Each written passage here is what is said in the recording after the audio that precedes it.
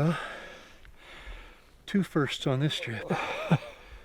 First time I've ever shot a bull while it was fighting, and first time I've ever extracted an elk from a lake.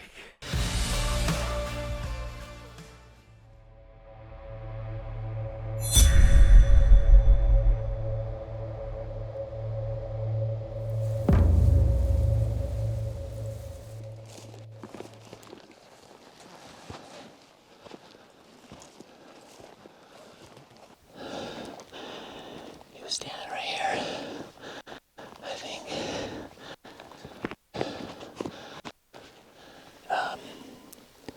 Bunch of tracks. This is where they ran. No blood yet. There was about 5 bulls, so hopefully, sometimes it takes a little bit of time to pick up the blood.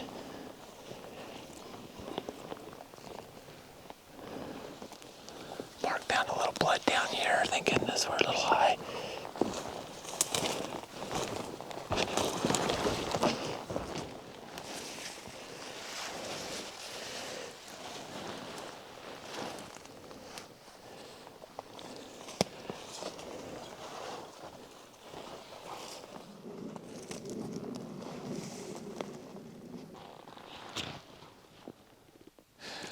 Craziest thing, so shot that bull, felt like it was a really good shot.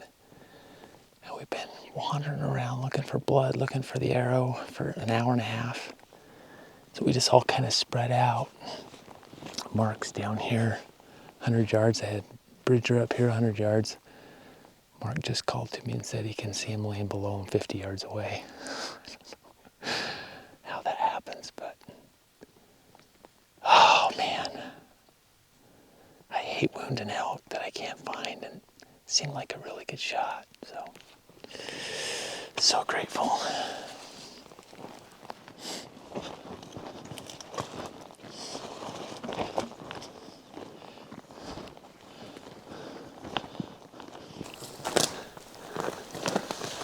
Six by. Nice job, dude. Dude, I couldn't have put the shot any better. So weird. I mean, if I could have gone up and stuck it in it.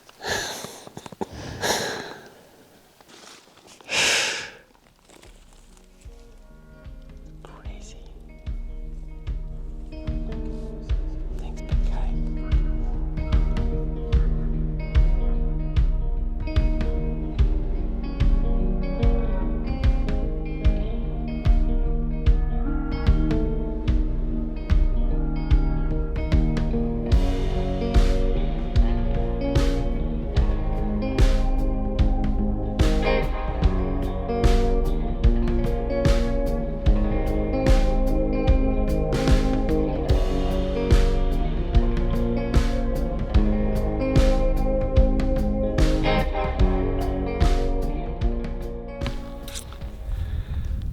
So we have cleaned up my bowl, and I was just like, man, my arrow was a complete pass through. So Bridger and I decided to come back up here and just look around. I looked up in the tree here. So the arc of the heel here had sent that arrow flying and stuck in this dang tree.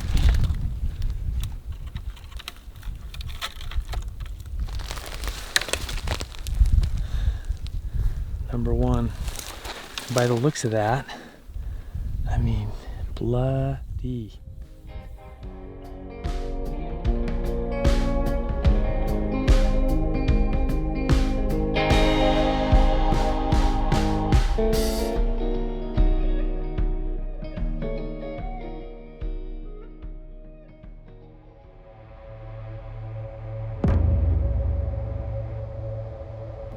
Rub.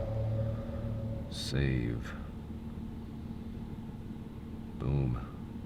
Got it in there.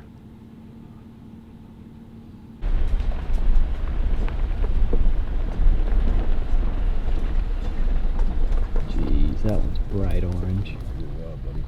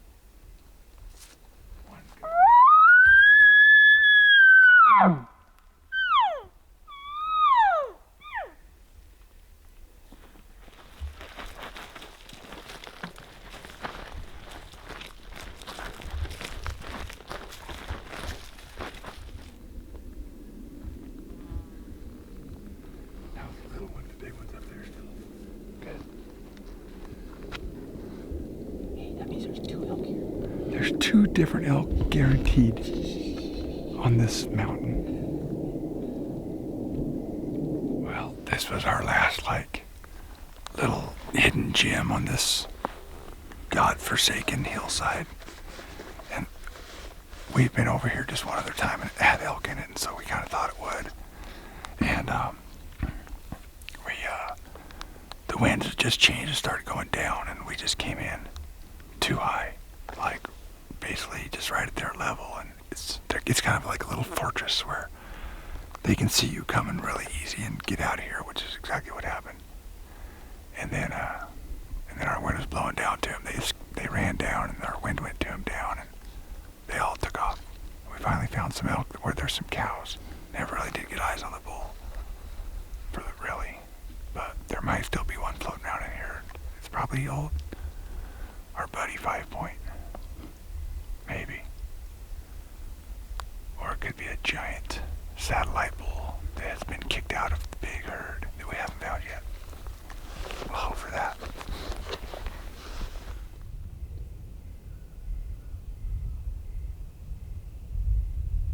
Okay, 6:57. What are we doing? And why are we doing it? Because we can't help ourselves. We can't help ourselves. There's a bugling bull. We've got about an hour and maybe an hour and 15 minutes before dark. And he's hitting just about every time we bugle or cow call, he hits it. And he's not a long ways down the mountain. 200-300 feet? Maybe. Yeah, maybe. We can't quite tell. We think that. We might get over there and Ty might say, oh, he's like 3,000 foot down there, and talks out of it. But it sounds like he's right there close, so not knowing where, the water's not like everywhere here, so I got to think that he's might not be there tomorrow morning, so we got to take advantage of a bugler. And Ty told me if he's the 5 Point that we've called in 3 times that he has to die. So Fact. So we're gonna cruise on over there and see if we can get him located. And We dumped all our gear. oh yeah, sorry, we dumped all of our crap so we don't have to pack around 60-pound packs. Yeah. And we can go in there like Strike Force. Okay. Strike Force. Strike force. Let's go.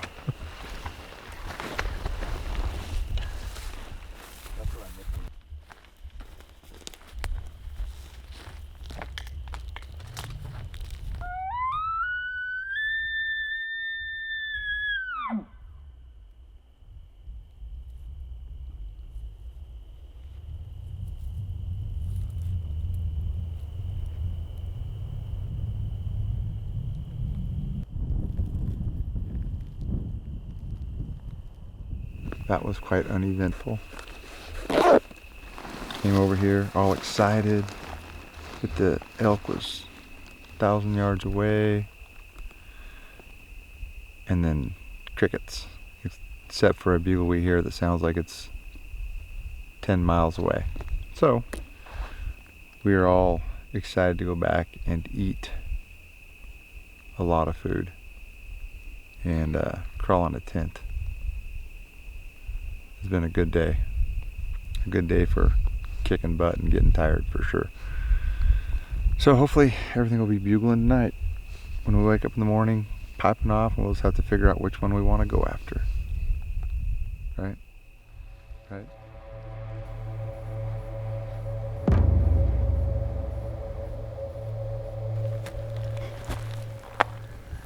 We're gonna just sit here and listen, do some glassing for a while. Big green strip up there is where the big bull was this morning.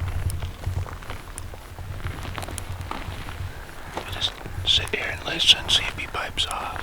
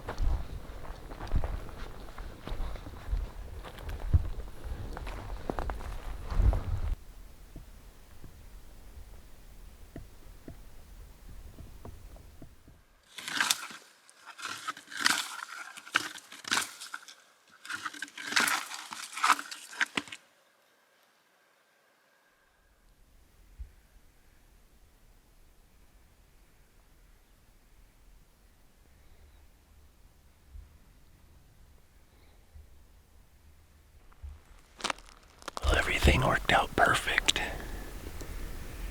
Except one thing. And it was the one thing we needed. Donnie stayed back to rake. Roy and I slept up here. Donnie started raking. And the bull started raking just 60 yards from us here. Thought for sure he'd walk out in the open here. Turn went up the ridge, back up to the cows. So he lives to bugle another day. Most likely be back up here tomorrow. See if Donnie can shoot him. You okay with that? Should we just leave my bow and back up here? Might as well notch your tag too. Might as well.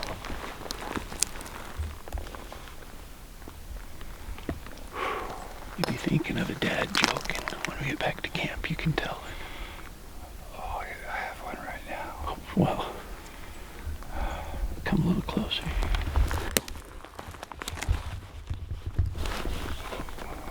What is it when you get slapped 1,000,000 times in a second?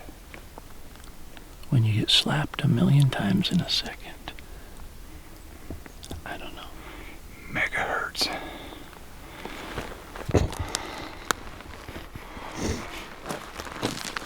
That mega hurt to listen to. Whew, that one hurt. It was painful.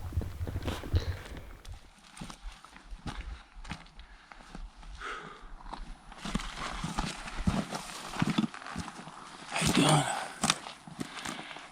This place rocks.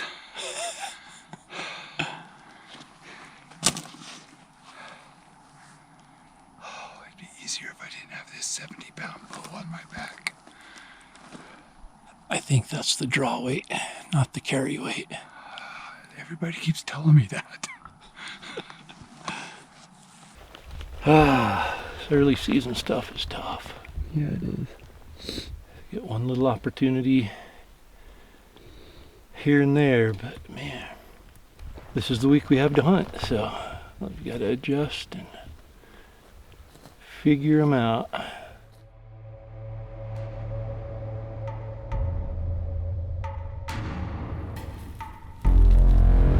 Today is the day. We're gonna find one. We finally got eyes on a bull.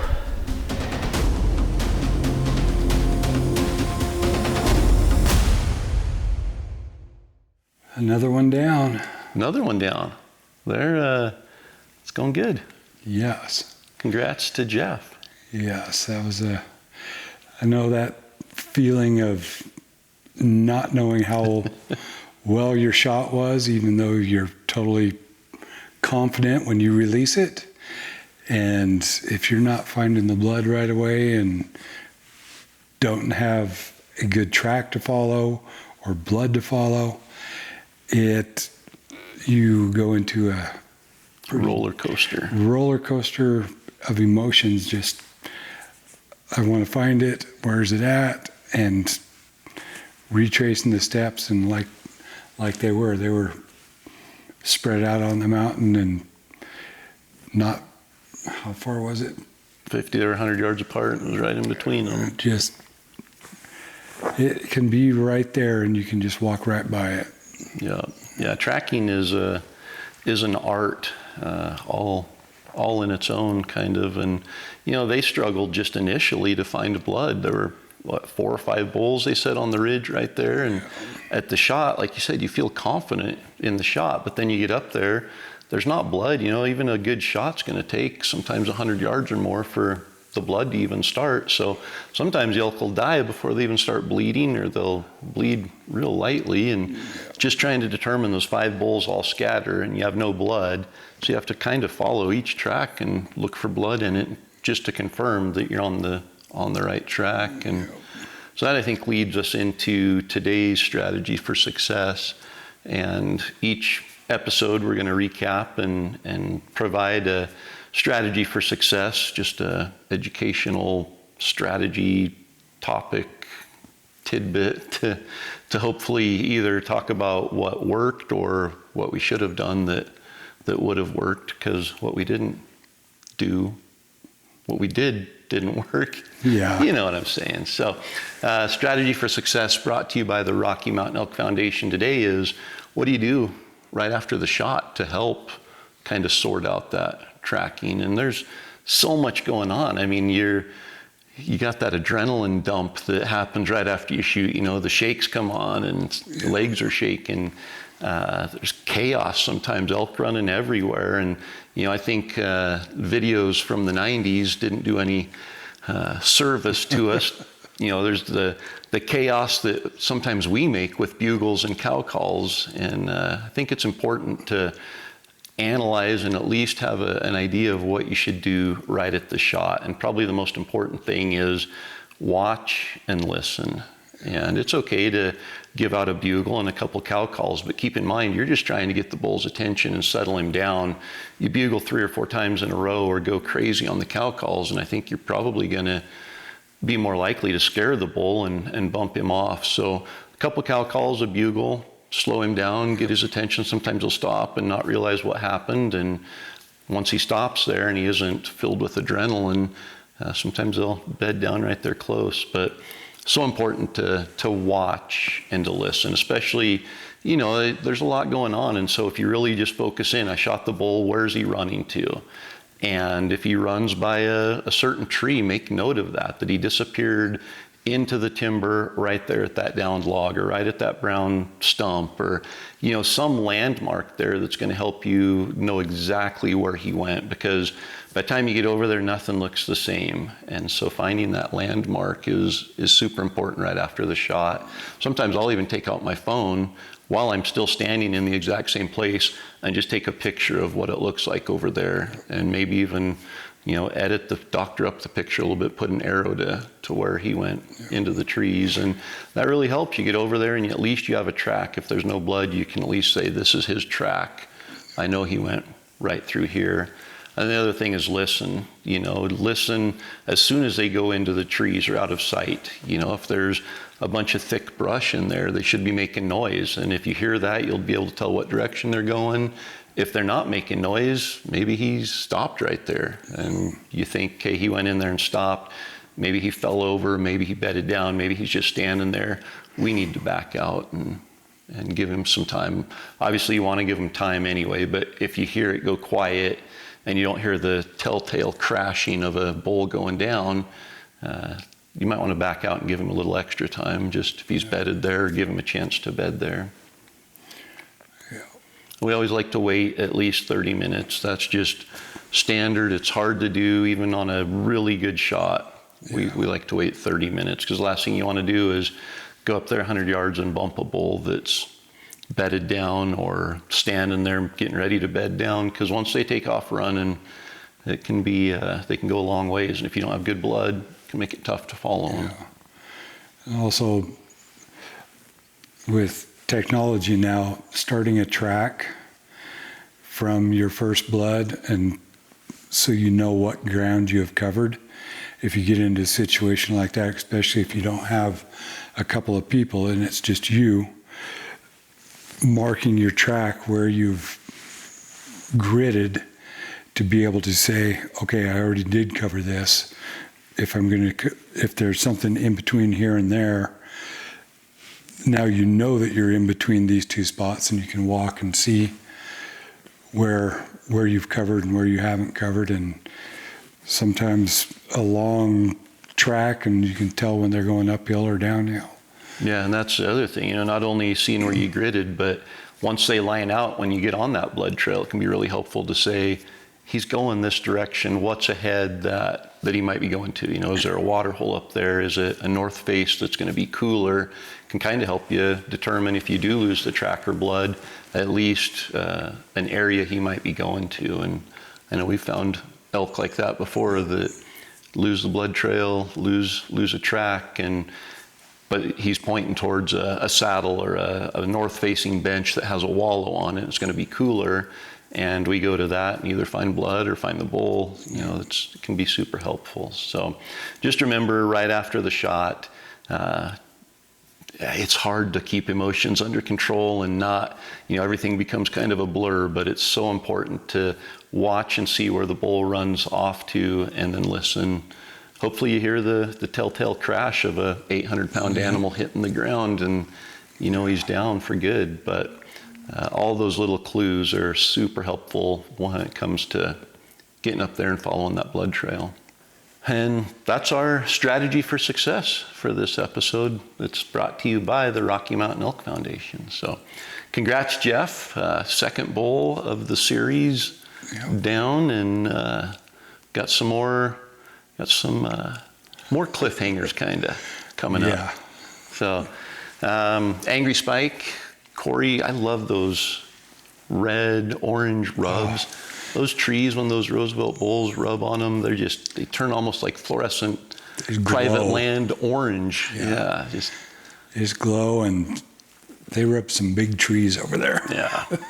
Yeah. And that's honestly, you saw Corey using that as some of his strategy. And when we hunted over there with them, you literally look for those rubs and you can tell kind of the line that the bull's traveling, kind of his territory, and really help zero in on where that bull is right then and where he's rutting at. So rubs are a huge part of their strategy over there, and it's fun seeing those bright orange ones again.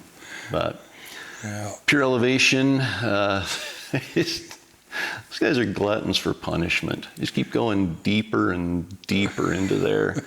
And they did hear a couple bugles, but that can almost be more frustrating when you hear bugles and they're either so far away you physically know you can't go there, or you hear a bugle and in that country you do decide to drop off and go after it and then they go quiet. That's the worst. So frustrating. Yeah. But they're at least hearing a couple bugles and into some elk in there. And then we almost had the big bull. We got pretty close. We sat on the ridge and watched that open grass patch all afternoon, just hoping he would pop up in there. And finally, it's so hard to just sit. But it's all on foot, so there's no point to go back to camp. There's no point to go and look for more elk because we've got a big bull right there. But at the same time, it's just hard to sit and wait. So as the thermal started changing, we knew we had a chance to move in a little closer. So we headed in completely quiet, no bugling. We didn't want to break any branches, didn't want them knowing we were heading in there. And Donnie stayed back, 50 or 60 yards from the wallow. And Roy and I, made our way right up there and got right next to the wallow and set up. And again, we didn't even know if the bull was in the area. And Donnie started raking, and as soon as he started raking, the bull started raking probably 60 yards from Roy and I. So he was there, nice little bench up above the wallow there, and I think he was just bedded on it. As soon as Donnie started raking, the bull started raking, and I thought for sure he would come walk. It was just a trail came right out above us there, and I thought it was going to happen, but it got quiet, and then, like it seems to quite frequently do, he bugled another 200 or 300 yards up the hill. And so I think just that little bit of pressure in there. Donnie never called. We didn't call, just raking. I think that little bit of another bull coming into there, and he had a couple cows up above him, so he went up to those cows and bugled a couple times and then just went quiet. Made his way up over the top, most likely. Out of sight and out of sound. We weren't too far from the top. Yeah. So we made our way out in the dark that night down through the nasty rock slides. And he was straight downhill and through shale. Yeah. And over logs. And in the dark, which I had my Peaks Duo headlamp working overtime that night, and that's what we're giving away in today's episode from Peaks is the Duo headlamp, backcountry Duo headlamp, and I don't know how many settings it has. It has a bunch. 2, 3 white light, I think 3 red light settings, and then it has a lock feature to keep it from coming on in your backpack. So awesome headlamp that's in the giveaway package for today, as well as the Mountain Ops and the Rocky Mountain Elk Foundation and the Yeti products. All you have to do is just leave a comment down below to enter. And the lifetime giveaway is still going on. If you go to peaksequipment.com, they have a Destination Elk 5 t-shirt that they're selling. Everybody who buys one of those t-shirts is entered into the drawing, and the proceeds for the t-shirt are being donated to the Rocky Mountain Elk Foundation. Yep. So by ordering the t-shirt, you are supporting us, you're supporting Peaks, and you're supporting the Rocky Mountain Elk Foundation. So great way to support a couple of our good partners, as well as have an opportunity to win a pretty awesome package. I've never heard of a giveaway like that. Every product they have, so trekking poles, the gaiters, the headlamp, what else am I forgetting that they already have? You get one of each of those, plus they're coming out with the TP here in right now.